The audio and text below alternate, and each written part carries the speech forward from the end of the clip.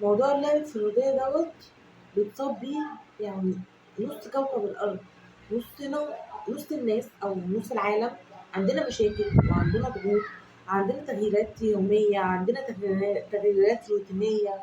اللي بيقعد لوحده كتير، أنا قاعدة لوحدي 24 ساعة، أنا إيش عرفني بكرة أو النهاردة الناس بتلبس إيه أو بتتكلم إزاي أو بتعبر إزاي.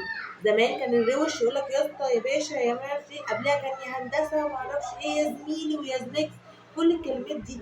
ده برضو ليه علاقه بالموضوع التطور الاجتماعي، التطور للناس. وانت قاعد عندك توحد، عندك وحده، عندك اكتئاب، مش بتتعامل مع ناس، مش بتتعامل مع اشخاص تعرف ايه الجديد. انا دلوقتي 24 ساعه قاعده لابسه اسود في اسود، هل هعرف الموضه فيها ايه؟ هي دي برضو اللامسؤوليه، ان احنا ما بنبقاش عارفين ايه اللي ممكن نعمله في الموقف دوت. فرح، هل ممكن ارقص ولا اقعد بقى ملمومه في نفسي كده واضحك وابتسم عشان ما اخدش الجو من العروسه؟ حد وحشني قوي اروح اكلمه؟ لا، ده لما هيكلمني هتعصب. المرض دوت منتشر جدا وعند ناس كتير مننا، انا اول واحده كنت مصابه بيه. بس بدايه انك تعرف مرضك بدايه تعرف علاجك، دي اللي